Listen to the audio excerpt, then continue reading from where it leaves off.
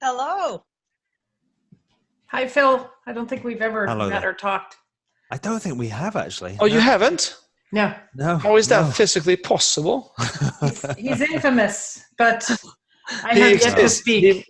He moves. But I also took a very long break, so I'm back again now.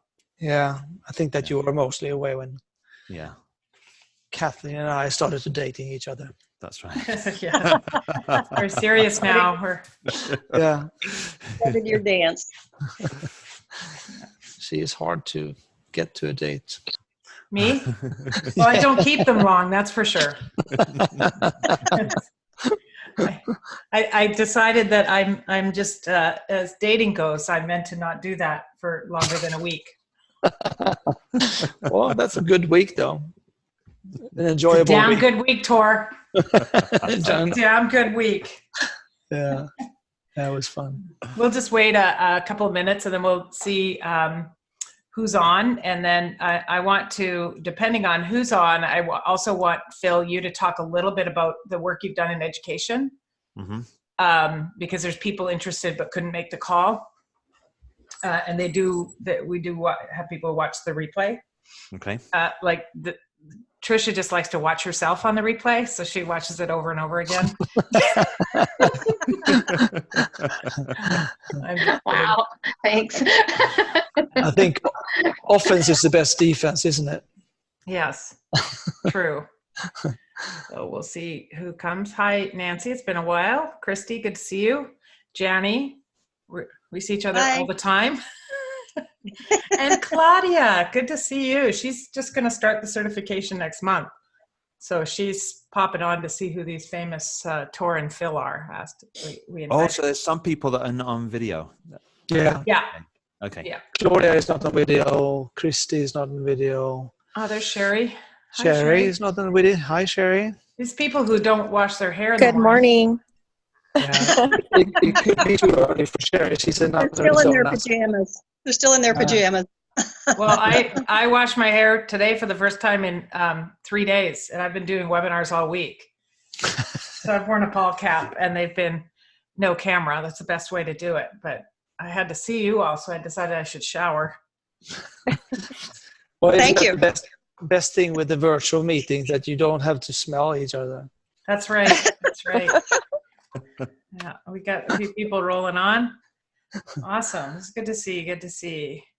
Yeah, we have 12 participants here now. I got one chat. I got to see what that is. But Claudia, I see you chatted, but I'm washing my glasses. I can't read. Claudia is excited to meet you all. Oh, good. All right. Trisha's on. Alex, good to see Alex. June. Oh, my gosh. Hi, June. Tiz. Hello. Good to see you. Good to see you. I was thinking about you last week. We just finished week 2 for Train the Trainer. Right. I saw the postings on Facebook. So much fun. Yeah. Yeah. It's always fun. It was actually, like, your group was awesome, but this group was the best after party we've ever had. Wow. Nice. There's photo evidence. Hey, Gwen? Yeah. Wait, I want to know what happened after I left. I don't know. I woke up to 6 empty bottles of wine in my room, so I have no idea. Tiffany has had to fill me in on how the night ended, which is usually a good way. Oh my God. I know. I was like, what happened, everyone? And they're like, well, then they left and went to another bar. And I'm like, but who left? I want to know. I didn't go to a bar. I know my limits. I did not go to the bar, but there was a group that went, and there was some lack of memory of how the night ended. But enough of that. So it was so fun. That's all we don't do that at CTT certification. No way. There's no alcohol involved. No. I thought you were going to have fun. I thought that was a fun thing to do. It was fun. So I'm going to get started. People will pop on and off as they need to, but I want to say welcome everybody. I'm excited about this call today. We had Richard on last month, and we have Tor and Phil on today, and I'm going to let them in a moment introduce themselves a little more formally. But I just want to go through a few announcements from the Massively Human side of things. And then what I'm going to ask each of you to do, if you want to, is to introduce yourself. But if you take longer than 20 seconds, I'm cutting you off. Because last month was a nightmare. And I'm telling you, if you can't say who you are, what you do, where you live, in 20 seconds, don't even try, please. But what I would like is for our guests to know where we're coming from, if possible. Tor knows many of you. Phil doesn't know any of you, but will after today. So a couple of quick announcements. Our CTT certification. You've got 20 seconds for the announcements. Go ahead, what? You've got 20 seconds for the announcements. Yeah. And if you're too long, we'll cut you off. Okay, do it. I have the power, though. I think I'm the manager of this meeting. I don't know. We'll see how it ends. But a few announcements to let you know. We have what we're calling certification, CTT Certification 3.0. We're starting in November. We've made it a very, very blended learning program over a period of 5 months. So what's happening is there's going to be a PVA call to introduce them to the model and to just the Barrett Value Center. I'm going to see if Richard can be on that call. Fingers crossed, he might be able to say hi to all the new students. And then we're going to do 2 4-hour calls just going over the IVA and mapping out so people have a super clear understanding of how the IVA works. And then we're going to invite them to use 2 of our IVAs and with a practice person. And then we're going to invite some of the grads to mentor people in unpacking the IVAs, as well as we're going to host a 4-hour call going through the IVAs. They can't unpack it necessarily with their client without support of someone who's certified. And then that's going to happen in November and December. And then in January, the call is going to focus on the power of the PVA and the funnel, the marketing funnel that we've created and shared with many of you, and those videos that we have to build an email sequence to invite people into your community. We have found that is a real lacking part for our graduates, is how to get people in and using the PVA. We have a couple thousand people do it a month with the way that we do it. It costs money, as you know, on Facebook ads, but we're getting people into the awareness of the PVA and into our funnel. And then there would be 2 calls in January. The second one, we're going to introduce the small group assessment and the power of group assessments so that when people come into the 4-day live training, they're ready to jump in with higher level questions. They're super familiar with the model. We're not explaining the model. They're having next level questions. I noticed in the last certification when we had Elisa and Natasha in the room, who were repeaters, they had such next level questions that I want everyone to be able to ask when they come in the room. So we're really going to dig into that. And then we'll do our 3 post calls. Starting in January, we're going to begin to talk about how to get a group to do their small group assessment so they can do that right away upon certification. So it's really a 5-month process. And Claudia, who's on this call, is a new student. But we also invited them to join the community early. What I want is people feeling comfortable, integrated, and that they can land in the content right away when they're certified. So it's a big commitment on our part. We created a half day and a full day workshop guide, very detailed. I think all of you have access to that on the community, our resource center, if you want it. What I have also found, even though people are coming out of Train the Trainer and coming out of CTT, there's still a lack of ability to put it together in a training. So we've created a model, and I'd like to know if anyone has tried that yet. It's pretty much what I do. If I do a half a day or a full day, the half a day, it really integrates the IVA into the experience. So I'm excited about it. And what I'm also excited about it is we have only 2 seats left. And we just started promoting it last week. So that is great. We have a diverse group of people, and I think someone's even coming from a country that starts with an S. I don't know what country it is. I can't think of it right now. Geography Switzerland, Somalia. There, Suriname. yes, actually, that's it. Okay. Catherine Engman is going to repeat from Ghana. She's coming. It's quite a great group. And so this is the next thing I want to say. I don't want to take up too much time, but because we have a recording and everyone can watch this, I'm thinking of a way to invite anyone onto the first part, the online IVA part, for a repeat and a refresh. What I want you to do is some of you are more seasoned than others, so I'm going to ask if some people want to mentor someone just to help unpacking. What I want you to do, though, is to stay in the background of the calls, because the calls are really for the new students to learn. But we will send you that information to dial in. I think it also builds community because they see you all. And I'm excited about this model. We'll see how it goes. So that's very exciting for the next step. The last group, I have to say, Gwen's group, man, you all hit the road. And a lot of people use the tools right away. And I'm finding that because we're doing a lot of pre-work and giving more tools for how to actually apply the learning. The certification itself in its purest form, there's so much content. When Tor mentored me, I said, God, this is at least a 5-day program, which was not, he didn't disagree. So we've been playing with how to build up the program to land people. I'm excited. I'm thrilled. So if anyone wants to come back, you can talk to Carson about that.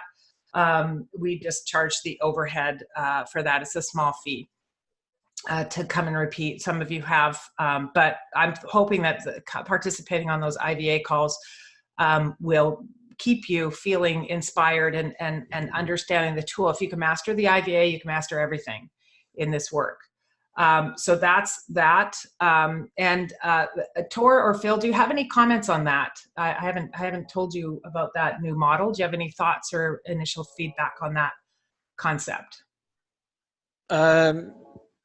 No, I think it's good that we are exploring and finding new ways on how we can go further to use. I mean, the tool in itself is just a starting point for a conversation, and then it's more of what you make out of it. Yeah. I have to see what you have right now. I can't keep up everything, Kathleen. I'm sorry about that, but happy to do so though. But so I can't give you any detailed feedback regarding that. I can't believe you don't know what I'm doing. Like, what the hell are you doing all day? You stopped dating me, so that's why I can't. You know, how should I know? Yeah, we just sort of dance to our own beat. Okay. All right. So that's that. I'm excited about that. If you want to know more, pop me and Carson an email and we can talk more about that. You will get some more information about the dates and times. You're welcome to join on the online piece. And okay, the next thing is what I'd like to do is if you want to say who you are, where you're from, and where area you specialize in, we can go around the room, and then I'll have Tor and Phil talk about their roles with the Barrett Value Center. I actually don't know clearly because there's been shifting, and I know, but what my personal experience with Tor is that he was my mentor. We taught at Railroads together. He taught me how to certify. And he's done large initiatives, and that's what we wanted to focus on that. And Phil's got a background in education, so that's why they're on the call. So quickly, Tiz. Okay, start the clock. My name is Tiz Benvenuto. I'm from Edmonton, Canada. My focus area is organizations. How's that? Perfect. June. Good. Hello, my name is June Ryan. I'm a 2017 Canfield graduate, and that's where I met Kathleen, and then did the CTT two cycles ago because I wasn't in Gwen's class. And I'm mostly doing organizations, and I find myself at keynotes for a lot of women's conferences. Not by design, it's just who hires me. Thank you. Great, thanks, June. Christy, in the dark. Hey everybody, Christy Staub out of Las Vegas, personal and professional leadership development and cultural transformation. Awesome. And Christy's doing a 90 days to the new year program, doing, I think, a Facebook Live every day. It's good to see Christy. Janny? Hi, I'm Janny Ashmore, and I'm an author, speaker, consultant living in San Diego, and my focus is on corporate, mostly leadership. And Janny's working on a big job with me, a 2-year project, so that's exciting. Nancy. So I'm Nancy. I have a background as an attorney, and so I was very interested in the approach that Barrett Value Center put up the other day about getting in through general counsel's office and the compliance folks. So that gives me a better idea of how I can get in and a different way of coming to the table. I'm interested. Great. Thanks, Nancy. Tricia? Pleasant? Tricia Pleasant from Covington, Washington, and basically I teach mind-body awareness in personal and group coaching. Thanks, Tricia. Claudia? This is Claudia Najelski. I graduated from TTT in 2018 actually, and that's where I met Kathleen, and expanding in the corporate world as well. As right now, I'm focusing on giving workshops and speaker. Okay. Sounds like you're in the car. But it's good to have you. Sherry, good to see you, Sherry. Good to see you too. Good morning. Sherry Smith from Tucson, Arizona. I specialize in organizational transformation and leadership development. Thanks, Sherry. Alex? Hi, I'm Alex Pursglove. I'm in Pittsburgh, Pennsylvania, and a Canfield grad from 2016 and CTT grad from 2018. My main focus is working with organizations and team development and culture, as well as coaching for emerging and ambitious leaders. Awesome. Thanks, Alex. Trish Jacobson. Hi, my name's, you already know my name. I work in 2012. I support the TTT assisting team with Kathleen every year. And CTT, I don't know when I graduated, I'm looking to re-up. And I work mostly with young adults and teenagers in schools. Thank you. And 949, who's 949? Darrell Edwards. Sarah. Good morning. Darrell Edwards. I work in the corporate world, leadership development, and right now, culture sustainability. We're trying to sustain our culture. All right. Thanks, everybody. Okay. I'm so excited now to turn it over. I do have one question in advance, but first I'd like Tor, you talk about your role with the Barrett Value Center, and then Phil, you talk about your role, and then I have one question submitted. I have a couple others, and then we'll just open it up. Good. And I'd be happy to build on questions because I don't have a specific presentation because the subject is quite wide and you need to narrow it down by question. But anyhow, so my role at the BVC at the moment is has different labels. One is to be an ambassador, meaning to be the face and connecting with different practitioners, clients, and partners around the world to help them with whatever question they have that we can support them with. That's probably a good different description. Officially, my description online is Director of Cultural Transformation because my field of expertise is more of how do you actually work with transformation of organizational cultures. And also, I would even extend into community and nations as well. And going the other side to leadership. So it's really about how do you address the issue of transformation. Thanks, Tor. And Tor's in Sweden. And how about you, Phil? I'm in the north of England and just moved to a new house a few months ago. So my role now, very similar to Tor. I'm doing a lot of work supporting consultants and leaders and organizations in actually, I'm probably more at the front end, helping organizations get on the path, inspiring, supporting them in understanding what this journey is about, challenging them sometimes as well. And so, like Tricia just said, her sparkle just appearing back in her eye. So I took about 18 months out because I lost the sparkle in my eye and I needed a deep rest.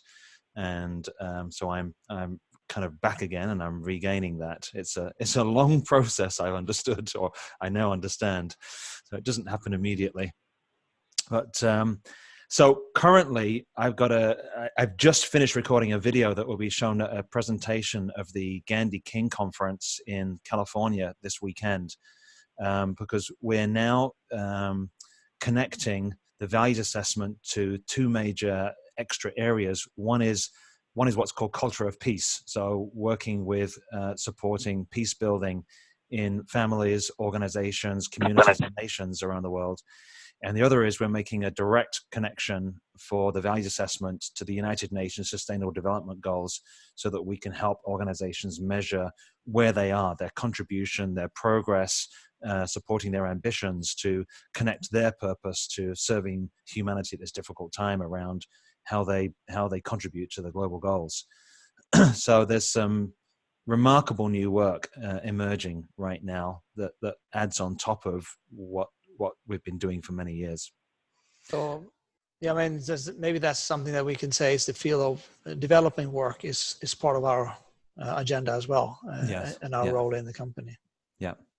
And just so you all know, I don't know how many of you have connected with Catherine, who is one of the assessment consultants here at Barrett Value Center, but Catherine and I are married, and we've been working together in this kind of role since 2006.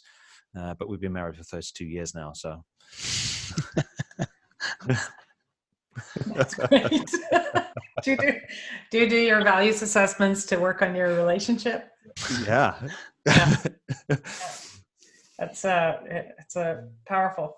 All right. Well, I'm glad to actually meet you, Phil, because again, my beginning was when you were on your break. So it's nice to have you. And you're infamous on, I've watched a lot of videos with you and whatnot, but in person.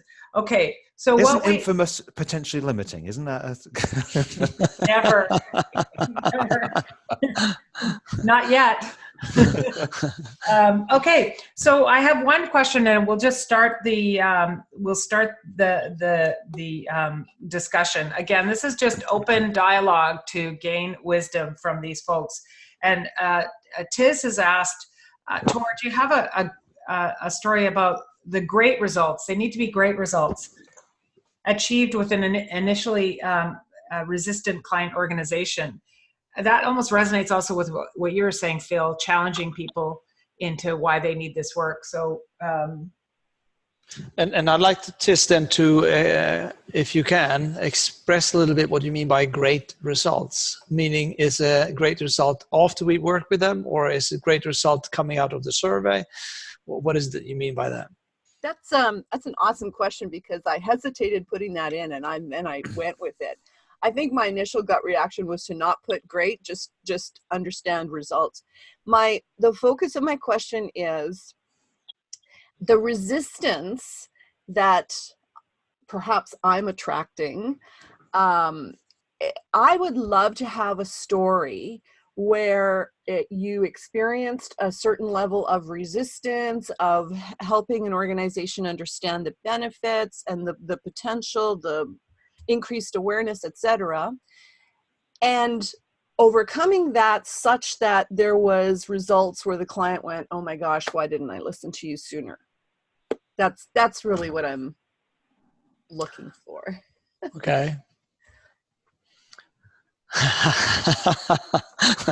That's a very good question. And I don't know if I have ever had that insight in the beginning of a client engagement, meaning that they are not wanting to work with this. I mean, the reason why I get there is because they've asked me to come. Now, they may not understand what they are asking for. That is a different thing. And they could have inside of the management team who are, I mean, depends on if the CEO or the HR manager or whoever brings it in, that the rest of the team is saying, okay, let's get this over with, so to speak. So that could be a situation.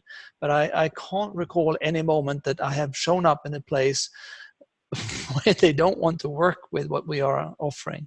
So I don't have any good stories regarding that.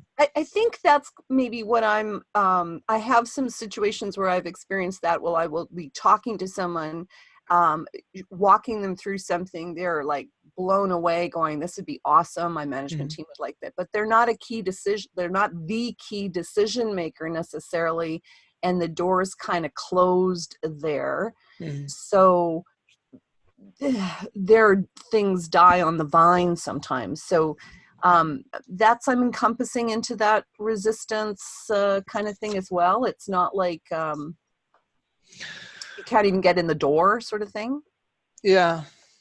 to me, what comes to my mind, it is a process, and it's also a building of a relationship type of dimension to it.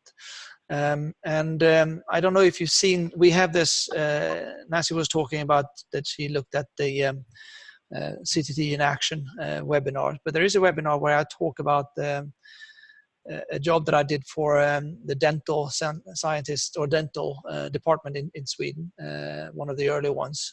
I can show you where you can get that, and we can make sure that you have that. Where I spent almost a half a year to get, before I got kind of the ball rolling, and I did quite a lot of different type of engagement before I got that ball rolling, so to speak. What I mean by rolling is that I'm staying open, and I'm focused very much on what are their specific needs, what are their callings, what are the things that they feel that are holding back. And when they start to realize that I'm truly, genuinely interested in what they would like to accomplish as individuals, but also as a team, that's where the tipping point usually starts to kind of come over. So I need to sometimes do a lot of things that is not really on my table or my, why I'm here, but it's more of showing I deeply listen to what you are. Let's see, I have prepared some pictures that could be of help. So let me share some of those. See if I can share screen, if that would be possible. I think it is. And don't be afraid now when you see all these pictures, because I don't have any intention to do that. This is from that presentation that I showed. And one thing that I do in order to listen to this, oops, that was the wrong one, is to do just finding out what are your situation. And I found it quite useful to use the BNS model as a way to interview. And here's just an example. Then the green tests are the things that are good, and the blue things are the things that are either good or bad, and the red things are the things that they say they have an issue with. I do this not on screen. I do that by just asking, following the conversation, but that gives them a possibility to kind of explore the different dynamics that could make it possible for me to feed back what I understand that they have, and then I summarize that in a picture on a later occasion, which I did in this case here. The other thing that I would like to is this journey, and as you can see on this one, it says understanding your needs. So I have quite a lot of, and I'm going to show all the things up here at once. I think that is the last one. You can see it's a long journey of many things. I had a public presentation talking about what we do and how we do it, and we happen to do national surveys in Sweden. So I was invited to speak on a public place about that, and that was the starting point for them to say, hey, we would like to talk to that guy. So she came back to me through LinkedIn afterwards, say, I'd like to connect with you. Now, I think that is important in this as a reply to your answer here, because you need to expose yourself out there in different ways, where you tell your story, where you share what you have learned, whatever that is. In this case is our work, our 9 years of work with the Swedish National Survey. But that was the entry point for me coming in. Then I met with the EXCO team, and we sat down, and that was quite a good meeting. The CEO was immediately kind of connected. She has not seen me on this presentation, but that was a connecting point as well. And that's where I use this BNS conversation, so to speak, when I talk to them. And that led to that, well, why don't you come to, we have this year-end presentation or a party with all the employees in the office. Why don't you come and have a kind of a speech there? So, okay, I'll do that. And I did that, and they can see how I'm performing in that role. And that led to, well, in January, we're going to have this management meeting. Why don't we do an assessment? And how now I can start to talk about that. So I don't know if this gives you an answer to how it gradually builds up, but my focus is listening to their needs and trying to meet what they are asking for. Not necessarily what I think they need, but what they say that they would like to have, and building relationship, building trust in me as a human being, so to speak. That's great. I imagine they are progressing down a path of moving towards what they need. And I think that just affirms for me the process, and it's a process. Yeah. So I think Phil had something to add too. Yeah, I want to add a couple of quick things. I mean, Tor talked about like really listening to their needs and listening to them. And my experience is don't try to sell the tool. No, it's exactly. like asking a carpenter to come and build you some new cupboards, and the carpenter says, "Look at my hammer! Look at this amazing hammer." I'm not worried about his hammer. I'm worried about I'm concerned about the product that I'm going to get at the end of it, and that's meeting my needs. And it's the same thing. Look at this amazing assessment. And of course they might want to know something about it, but focus on their needs rather than the assessment. And if I'd like to add from a more personal perspective, in order to get around this, because they are going to be suspicious with you. That's natural. I mean, they're looking at you and who is this? And is this person going to be able to help us? Does she understand what I'm thinking of? All that. So I am intentionally coaching myself to being clear with my intentions of why am I doing what I'm doing, because that's part of what's building up trust with them, that I'm transparent with them, but also being transparent with who I am, what I stand for, what I believe in. And that is not kind of a presentation, it's something that kind of evolves, but I intentionally think about how can I show who I am, how can I show what my intentions are, because that opens up the conversation and invites me for them to really expose or explain what they see that they would like to. They have to want to share, and that's really when they usually have the tipping point. Not that I'm having a model or anything, showing them that I have this skill or something like that. So it's very. Go ahead. No, go ahead. It's very common to have someone in the organization who gets it. They've risen to a different level of consciousness. They're very passionate about the work, but they're working with a system that's not necessarily ready. And sometimes you just have to accept that and walk away, because if a system's not ready and you try to force it, it's like forcing somebody into coaching or counseling when they don't want it. Then it doesn't work. They'll hit you very hard. So don't. Yeah. If the system's not ready, don't try. But having said that, I actually can think of two situations where we've have major, long-standing clients now that started with a person that was less senior that had to raise this, and we said to them, "We'll help you," and they then organized meetings at a very senior level where Tor and I were both involved, which helped them to oh, maybe this is something that we want to be in. Mm-hmm. So if your clients can organize just to help you get to the next level, and open the door that way, then there's the possibility. Perfect. Thank you. I have a couple of things. It sounds like what you're saying is you talk more about the destination, not how you're going to get there. Mm-hmm. This is what's possible. So that's really interesting, because I'm curious about two things. The first thing is, what would be your 2-minute kind of elevator conversation with somebody who knows nothing about the model, but what you can do? Because I tend to sometimes, and I think we all do, get stuck in the model because it's such a great framework. We forget that we have such a deep understanding and they don't get it. Mm-hmm.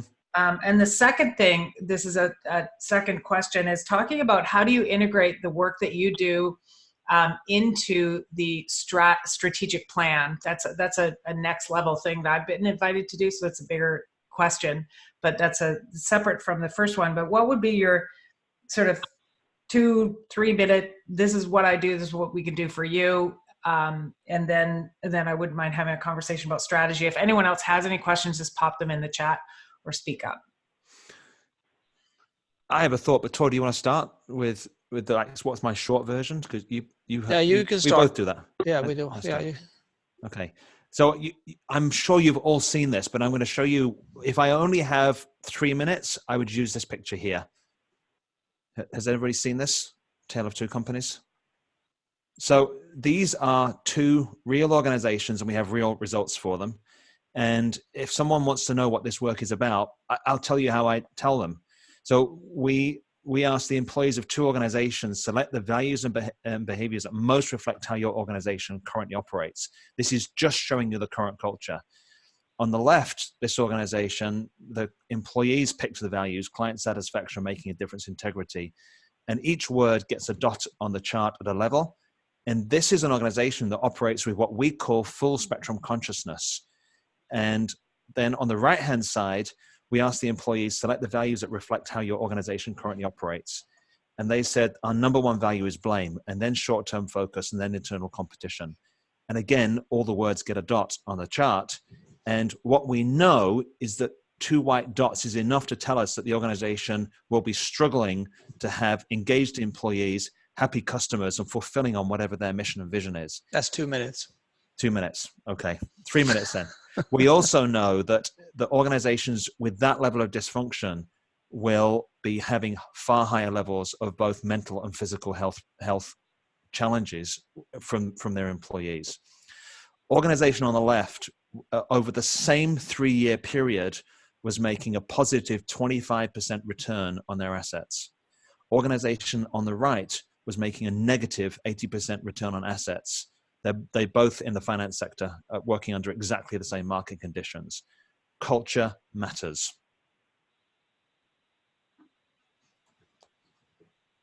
Can I ask a quick question? Yeah. So you said 2 white dots. Is that 2 white dots on per level or just all together?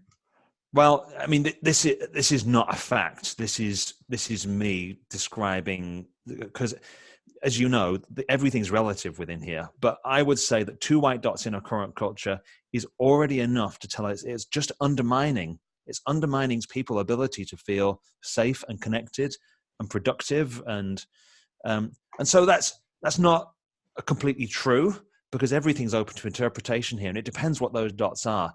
If they were blame and manipulation, that would be a little bit different to cost reduction and something that's softer. But as a generality, I would say that's what I see. Thank you. Can I ask a clarifying question? You said 25% on the left-hand company had a 25% return. The right-hand company had what? Negative 80%. Okay. They were losing a lot. The other interesting thing is that the organization on the left had a very small healthy turnover employees. Organization on the right was losing more than 50% of their employees every year. Okay. Massive staff turnover because people couldn't take the pressure of living there. They were burning people out. That's great. That's very helpful. Tor, go. Yeah, I have. I mean, this 2-minute presentation that was given now in 4 minutes, which is a different thing. You can have 5 minutes.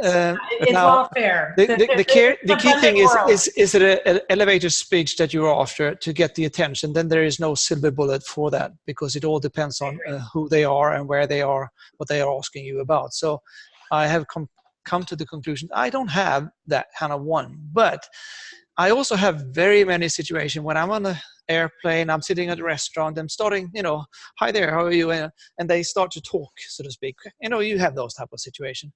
And then you usually have a little napkin where you can start to write out what you're doing. And you have more than 2 minutes, but you have a conversation about it. And what I'm then using is usually a picture that I'm going to show you, which you have seen. But that is a starting point for talking about what is it that we actually do, or what is that we actually offering.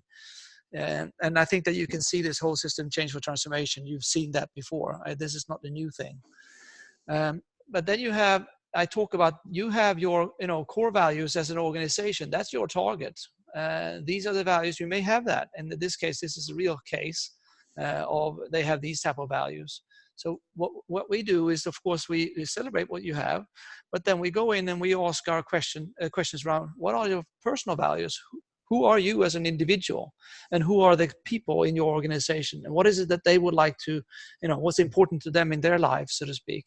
And what do they, so that gives a picture of who we are.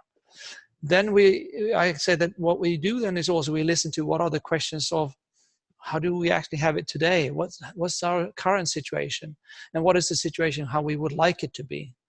Now, what we do now is we are comparing our espoused value, which is our target. It's not what we do, it's what we are aiming for, with our personal values and what we have today and what we would like it to be.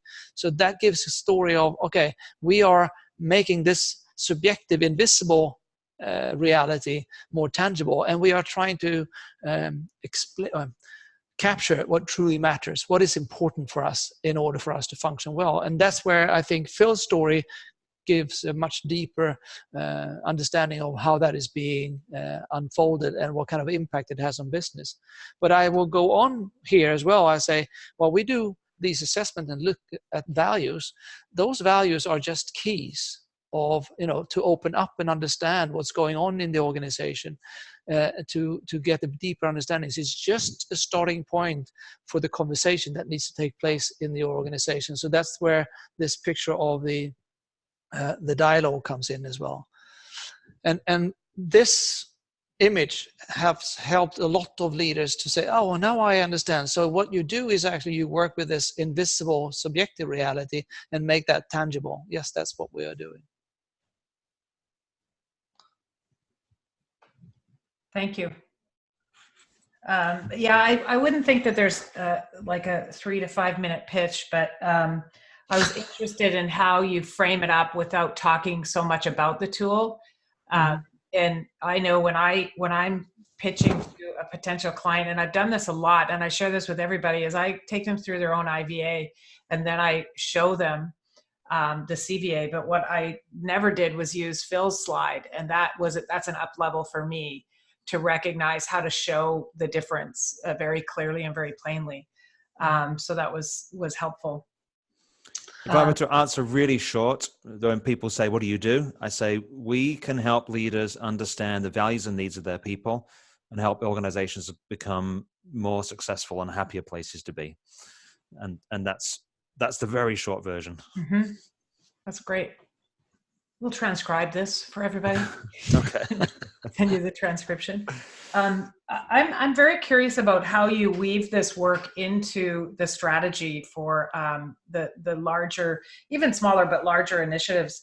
Do you get, and I don't even know how to frame this question up, but I know that the fourth criteria for engagement is that strategic alignment, and that's the piece that I feel I'm personally lacking in.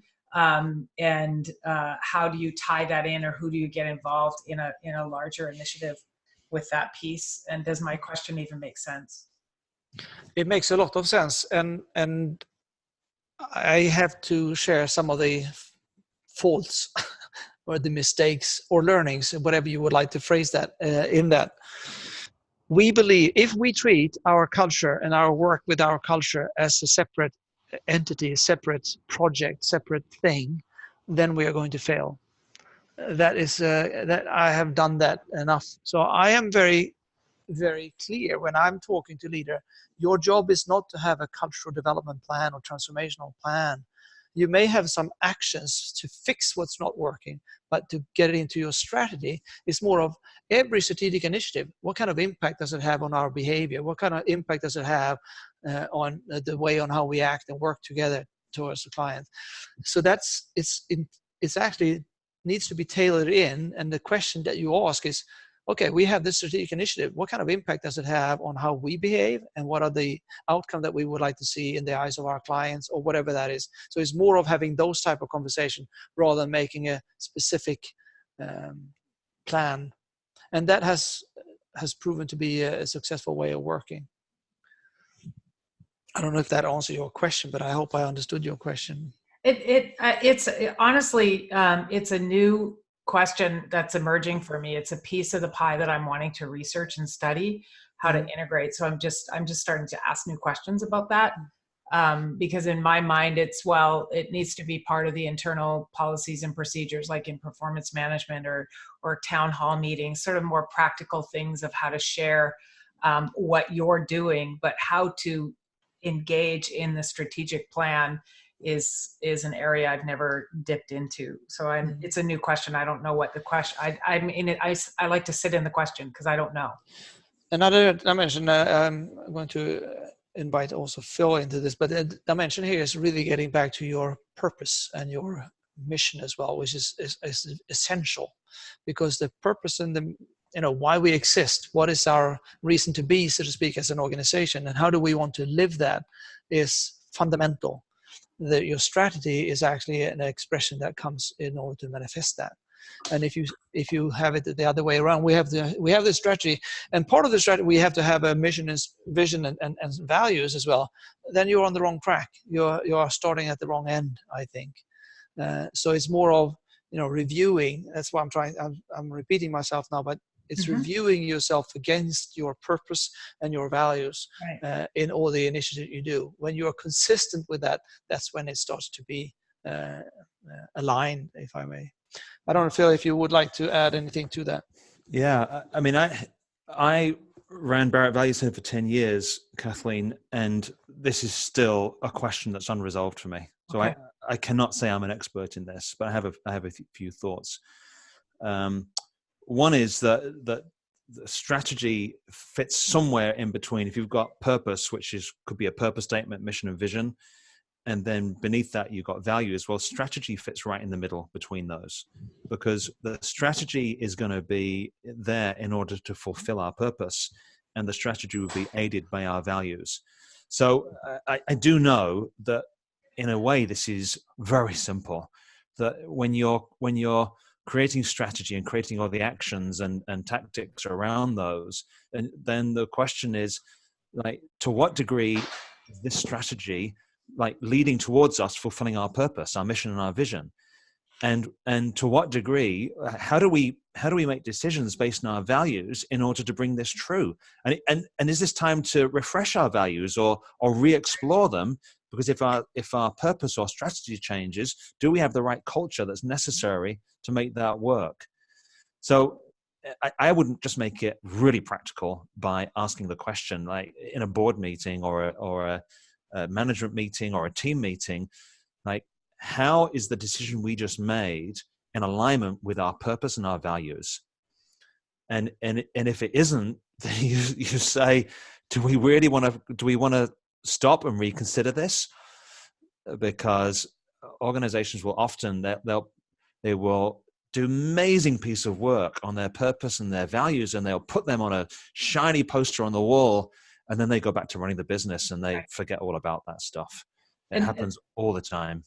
Those of you in the Canfield world, this would resonate with on course, off course, right? Is this decision on course or is it off course? So that's kind of a practical usage of what Phil just said to apply it in our practice. Okay. I also developed during my years as a culture manager, because this was under the label of alignment rather than specifically on strategy.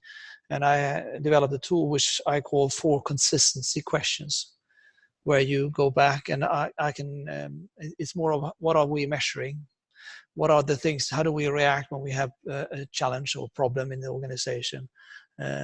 What are the criteria for recruiting, for example, new leadership positions, etc.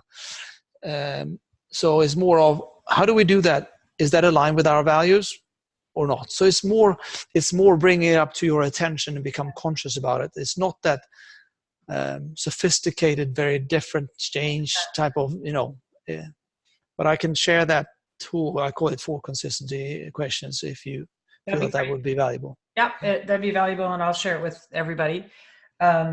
So those of you on the call, is this useful information? We're all in different stages of our consulting practice. So I just want to make sure this is useful, very useful for me. I want to show you a slide, some data that is interesting to me, and I have a question about it. Can everyone see my slide? Mm-hmm. Okay, so what's interesting for me is this Forbes survey. 90% of CEOs, culture is a priority. 92 see a direct link between culture and value, meaning value bottom line. Yep. Only 50% said culture affects every key metric. And 15 said it's where they want it to be. So to me, that 50% is if I'm interpreting this correctly, I don't know, it's a disconnect. I want to know what you both think is like, if there's a direct connection, but only 50% of you seeing it impacting the key metrics. how would we engage in a conversation about that? And those of you who don't have this slide, this is just a new slide Carson created for our webinar that I find super interesting.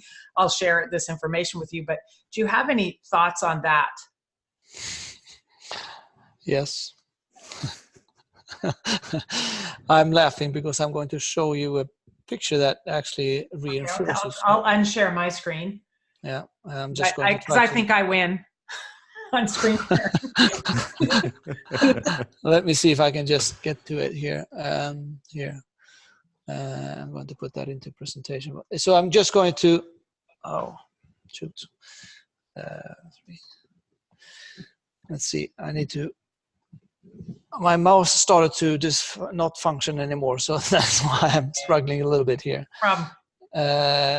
Let's see if, so I'm using my where is that share? Here we go. Okay. Here we go. And then I go into this one. It's going to give you a little more meat on the bone, so to speak, regarding that same question that you have.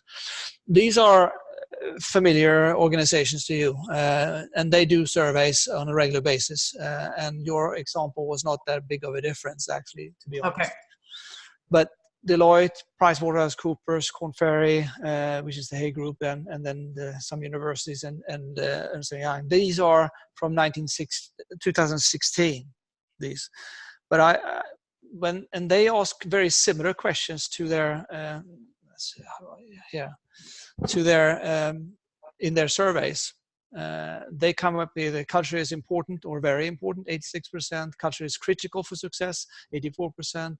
Culture is extremely important for high performance, 72%. Culture is vital, and culture is fundamental. So there's no question about it, and that's very consistent with your result that you showed as well. There's no question about that leaders believe that culture is essential for their success. That's a shift, I would say, like 10, 15 years back, that was not as evident as it is right now.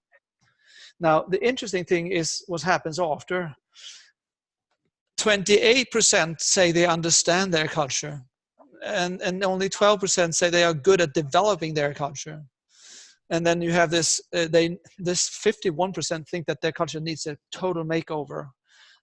So these are actually, you can just continue reading. What it tells me is that, yes, it's very important, but I don't have a clue of how I work with it. And it's not what it should be. So, ladies, because you're all ladies here, and Phil and I, you have a huge market with a lot of potential. This is what they are asking for. This is what we can help them to work with. So I just wanted to reinforce the picture that you had and say that's and this is what I'm having.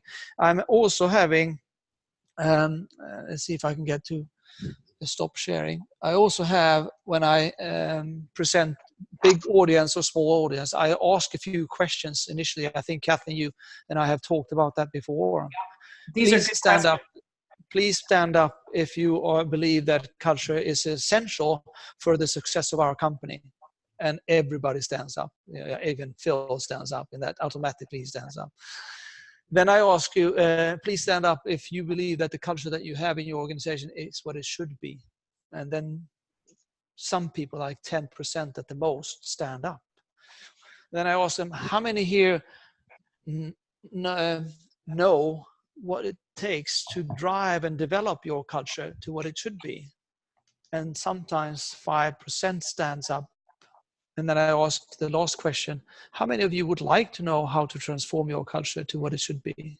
And then everybody stands up.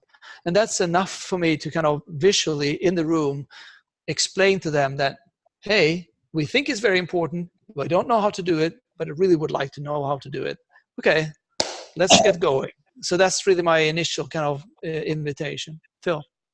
I have those. I'll share those questions with everybody, and then whatever Tor sends me. But what I want to say is, last year when you shared that Tor, I asked those questions. I spoke to 95 chiefs of police, and I asked those exact questions, and I had at the end only 2 people who said they knew what to do.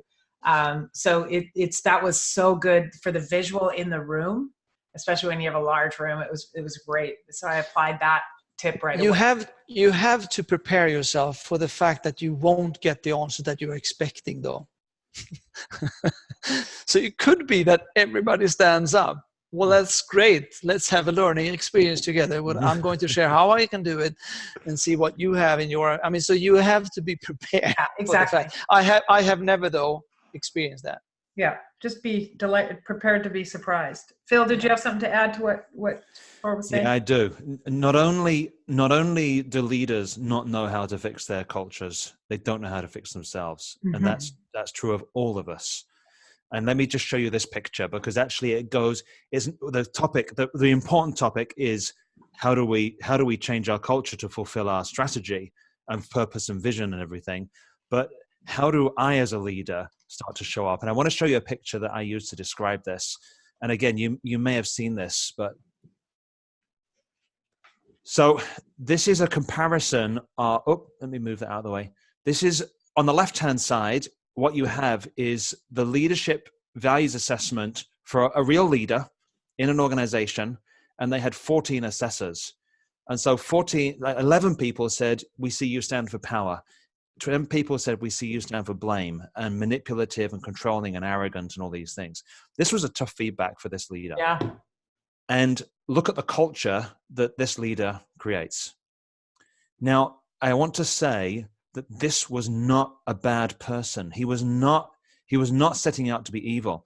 This was a person who had a deeply traumatic childhood and had created all these protection mechanisms in order to survive through childhood, and was still operating with these protection mechanisms as a leader.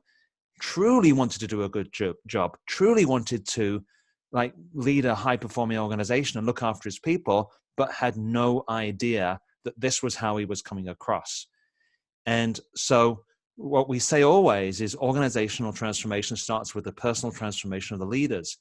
Now, this took about 18 months worth of deep coaching for transition to start to appear, but it did. It happened inside of this person, and then it started to flow through the organization. So all these statistics that come from these big companies about how we don't know how to fix our cultures, well, it goes deeper than that. It's we can't fix ourselves, and we need help with that as well. And I know for myself, I need more help than anybody else.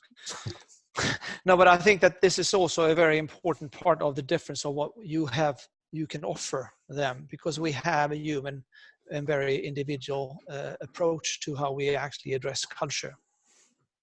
In many cases, you have this is the framework. Many tools that are measuring culture are actually talking more about the structure, the system, and they have a predefined solution. Whereas in this case, we have that more human dimension, and we have the level of subconscious or unconscious fear that may hinder you or deteriorate your possibilities to be successful with your culture. Yeah, you can run as many workshops on strategy and even talk about values and behaviors stuff, but unless you start to touch into this field here, it's very likely to limit the impact of the work. That's so true about people not understanding that how they get in the way, and all of us do that. Right. Yeah. And surrendering to reality is a choice, and surrendering is not resignation. But that man, I'm assuming it's a man in that plot. It's really a surrender to say, I accept reality as it is, and choosing to change is then inviting others into commitment to help change, if that makes any sense. Like, you cannot just decide to change. Sorry to interrupt. I need to take on something with my mother, and she's. Sure. I get it. I'm a mother. Just a second. Go make mother wait. Phil, may I ask a question? Yeah, go ahead, June. I was just curious. What was his perception of himself? I didn't do this coaching personally, so I can't give you the full story behind it. This was actually I know that I supported the consultant through this. This was something that happened in Asia, so I'm not even going to guess an answer. However, I did personally coach a leader in one of the former Russian states who watched his parents, when he was 7 years old, watched his parents being taken away by the secret police, never saw them again. This guy was leading a state bank in Latvia, and wanted to bring this work of culture into the organization. And we did leadership values assessment for him and his entire executive team. He picked 4 limiting values for himself. His perception of himself was deeply unhappy and very broken. The assessment results we got back for him were completely the opposite. They showed just how much this guy was loved for his being and his presence and the difference he made in people's lives. And when he saw how people experienced him, he broke down in tears, because this deep hurt that was inside of him he could see that actually he wasn't bad or wrong. He was seeing something else. So that was, I will never forget that moment of him realizing that finally he was a good person, that he wasn't bad or wrong or broken. So this is very deep work that we're involved in here. June, did you have another question? Or yeah. No, that was I was just kind of curious, because as you know, all of us have worked for, authoritarian people who say, I'm a great leader. And I'm like, no, not so much. So it was just kind of that contrast of when you have such a dramatic plot of both the organization and the current culture, and you say it flows from the leader. I was just curious with that. I do know that this in this story, the person was very shocked at first when he saw what he saw, but he also said, "Okay, I'm up for the work. I commit to doing something about this." So it wasn't nice to see it, but he was committed to transition.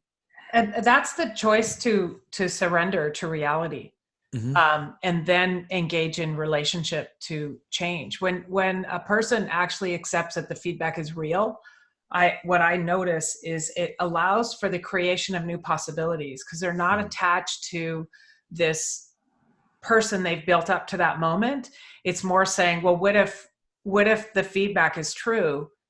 And what if I just surrendered to it? What might be possible? We can see ourselves in a whole new way. But it is, we're really midwives birthing new humans, essentially peeling away all the stuff that we've learned to keep ourselves safe and just safe, I guess. But that I've seen a similar LDR to that.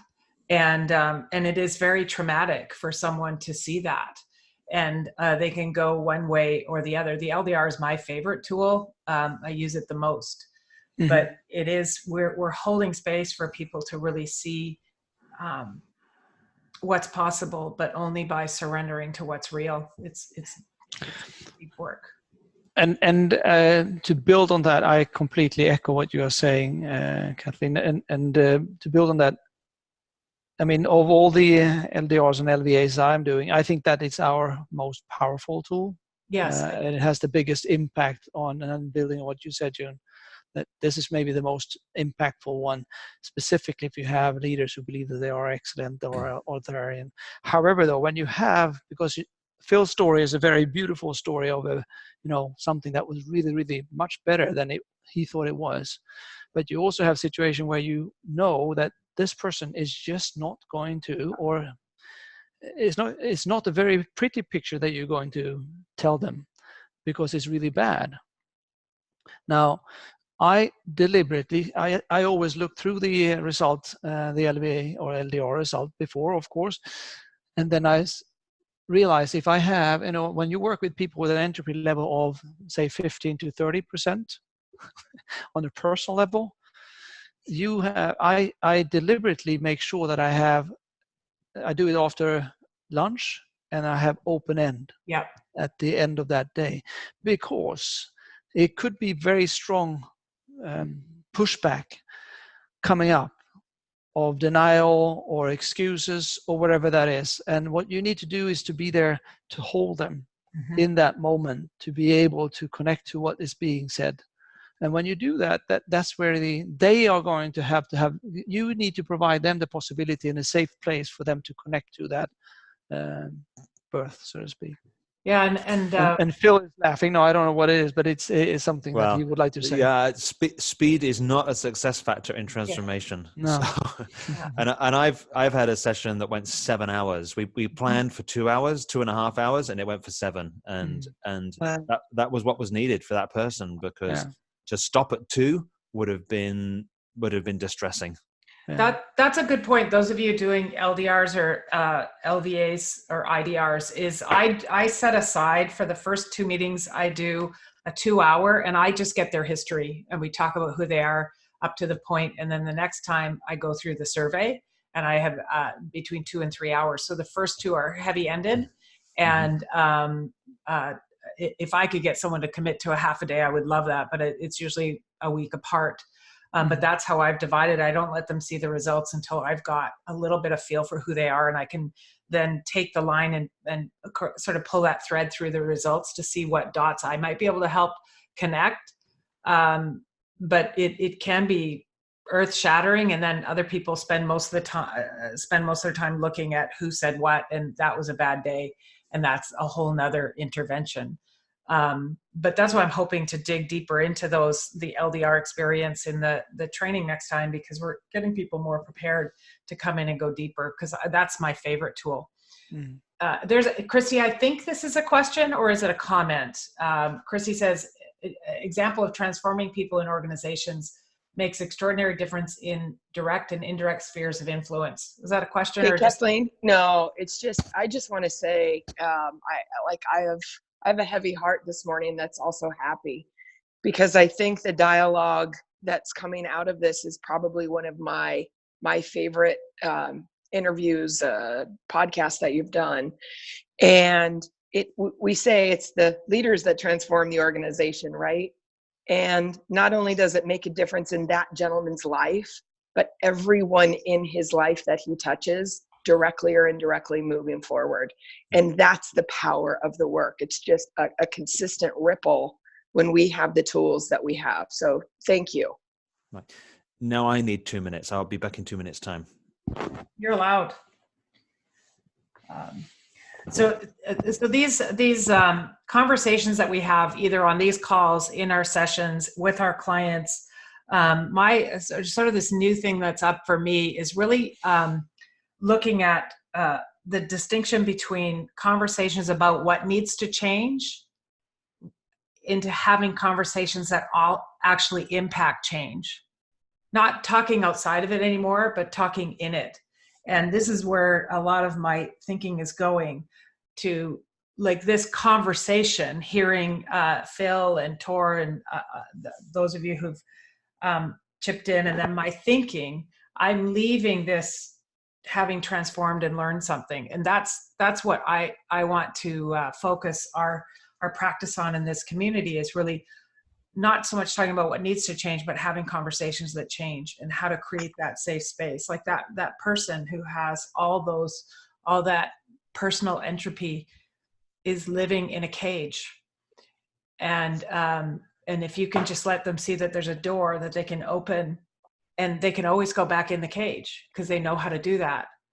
But to show possibility, and that possibility only, I'm harping on surrender today, but that possibility only comes through surrendering to accept reality. And what I feel these surveys do and this framework does is allows me to see myself in my reality and what's possible. And then learning that I cannot do this alone. I need to engage with others to co-create a new reality. So it's in that dialogue, and this dialogue and the ones that we facilitate that really move people, and learning how to meet people where they are. Some people are just really pissed off. But you know what? They got a story. Everybody's got a story, and it's protecting them. And some people, I mean, like my dad was a narcissist. He's a bad person. You couldn't break through to him, but that's not the norm. Everyone can change. And if we create a safe space for people to see themselves, I mean, you all are in this because you've committed to this tool, but this is the only framework I've come across that allows people to really see themselves without judgment, more practical saying, oh, that makes sense for me. Individually, community, organization. And I don't know a lot about the national work, but I mean, it's such a tool to create those kinds of conversations. I just always feel excited when I hear other people talk about what they're doing. Phil, I want you to talk a little bit about the work you've done. I don't know even where to start because I don't know how to create a question around it, but there is someone who couldn't make the call, but is very curious. She might have reached out to you, but about education and the work you've done in schools, and if you could give any quick and dirty on that work, because I was told you're the expert in that area. Okay. I specifically would like to hear the dirty part. All right. Me too. I am not an expert in anything.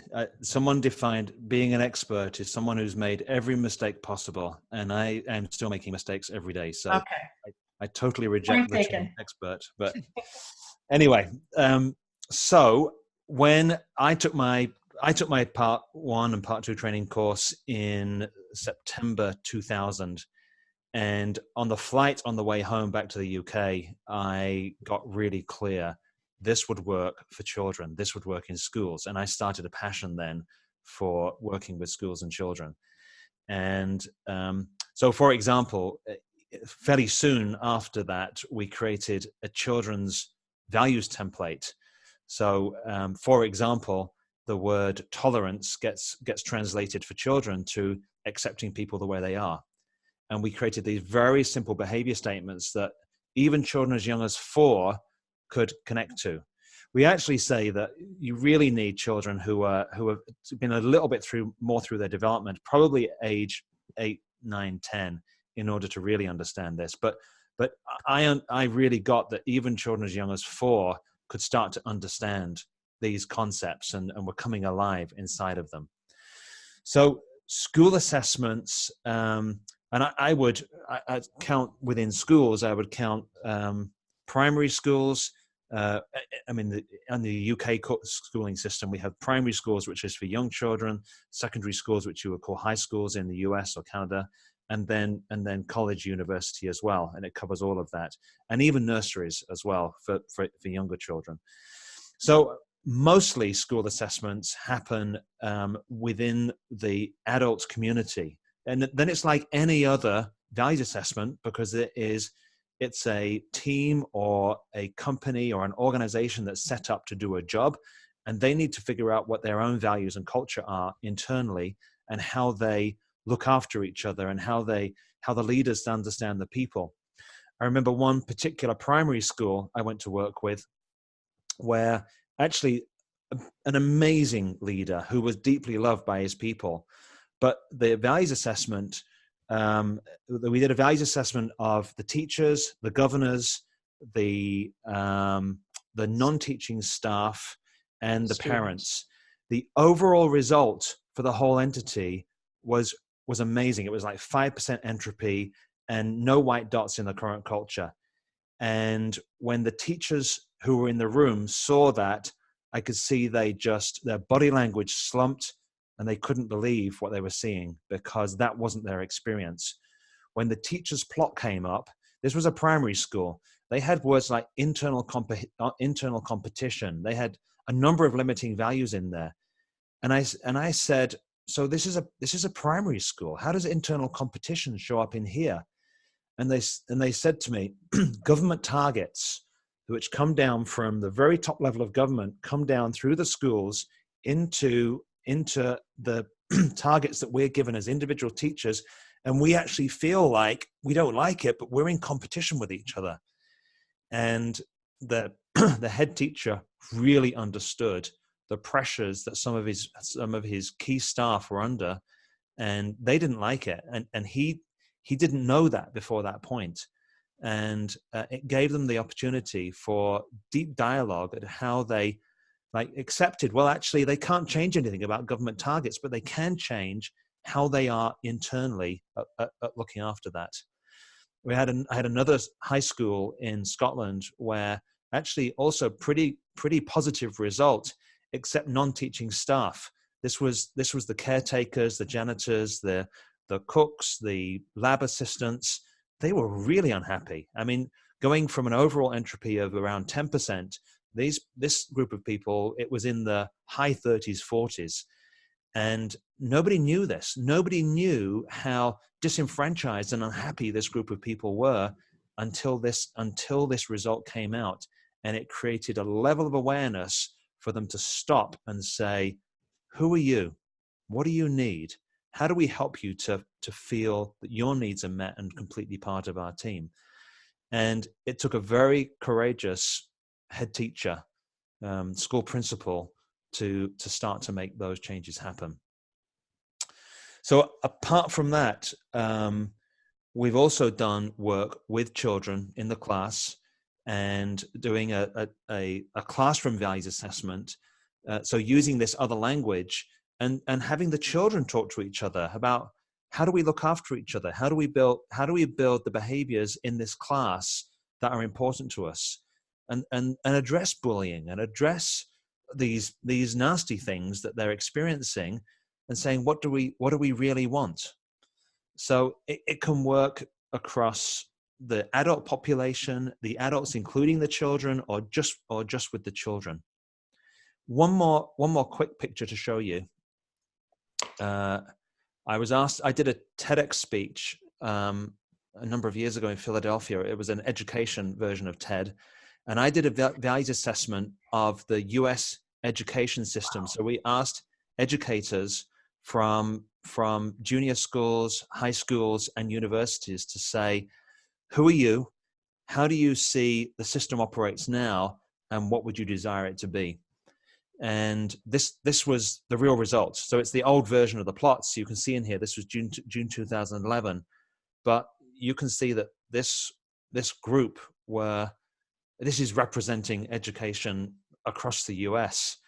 And they were hurting. They were highly stressed out and operating. These were amazing people showing up and doing the best they could under incredibly difficult circumstances. And this was, again, the beginning of a good dialogue. What was the entropy level? Keep that slide up for a second.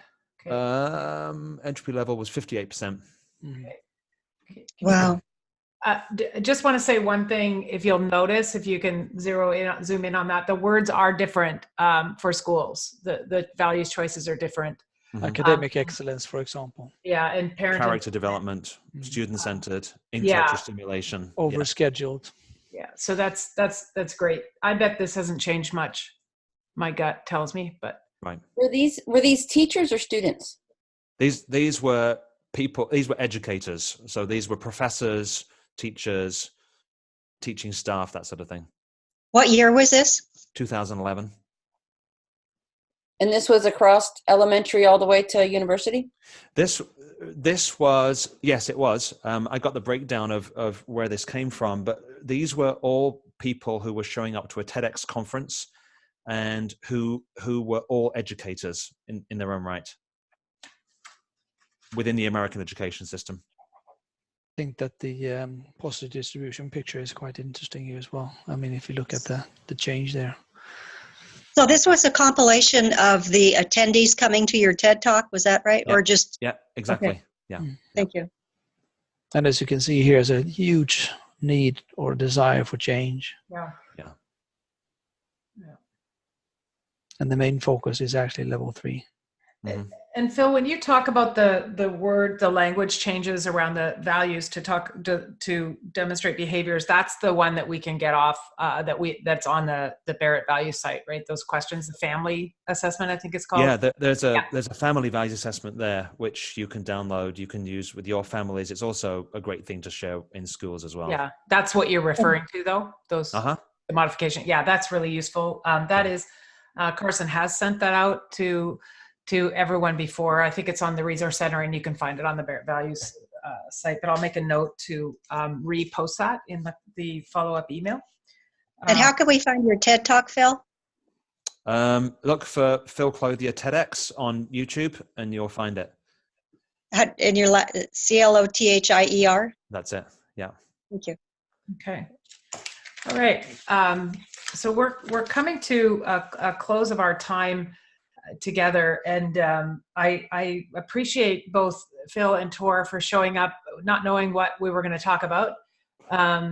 If we know, then we plan, and what's the point of that? I like where it went. And I appreciate all of you who showed up this morning, and to all the Canadians listening and here today, happy Thanksgiving. My kids are all arriving today. It's the first time we've all been together in a very long time. So I'm excited to have the whole weekend with them. And I'm grateful for all of you in this community showing up, and we will email more about hopping on those calls to get some review for the IBAs. And Tor, I look forward to seeing those 4 questions that you... 4 consistency questions. Four yes, consistency I have no questions. That's great. And I have the other 4 questions. I'll remind everyone what those are. The family values piece. I'll share my slide with that data. And if you were willing to share the research that you had on that slide, Phil, Phil Tor, that would be great. And we will all watch Phil's TEDx talk. I'll get the link for that as well. Kathleen? On a follow-up call, yeah, email. Could we also see if Phil and Tori are willing to share the slides that you used when you talked about the elevator speech? You can ask them. They're on the call. No, they're all completely secret. That's what I was saying, Phil and Tori. It's all secret. It's all secret. We're never going to share anything. No, that's not our thing. I want to make sure they're included. There's like 8 slides I now have a list of from today's talk, which are just all dynamic. Share whatever you're willing to share, and we promise we will share them with everyone. There are no secrets, but I am grateful that you took the time, because it is the end of the day, I think, for both of you. I'm not quite sure the time zone change, but I do appreciate you showing up, and you're welcome to come into any of our calls. We meet every month, and I do appreciate your willingness to support this community and the broader community, and enjoying all the webinars that the Barrett Value Center has been offering. It's been really great, advancing my knowledge and everybody else's. So thank you so much. And is there any final words you would like to say to the world? Love. Love. Could be a good ending. Yeah. Thank you for inviting us. Really appreciate that. Looking forward to next meeting already now. Yeah. And thank you for all of you for all the work you're doing in the world. It's so amazing to hear your stories. It's a pleasure. Thank you. We'll see you all again, and wait for an email full of all kinds of attachments, everything. Okay. All right. Love you all. Happy Thanksgiving, and we'll talk to you all in a month. Yes. Thank you. Bye-bye. Thank you. Bye-bye.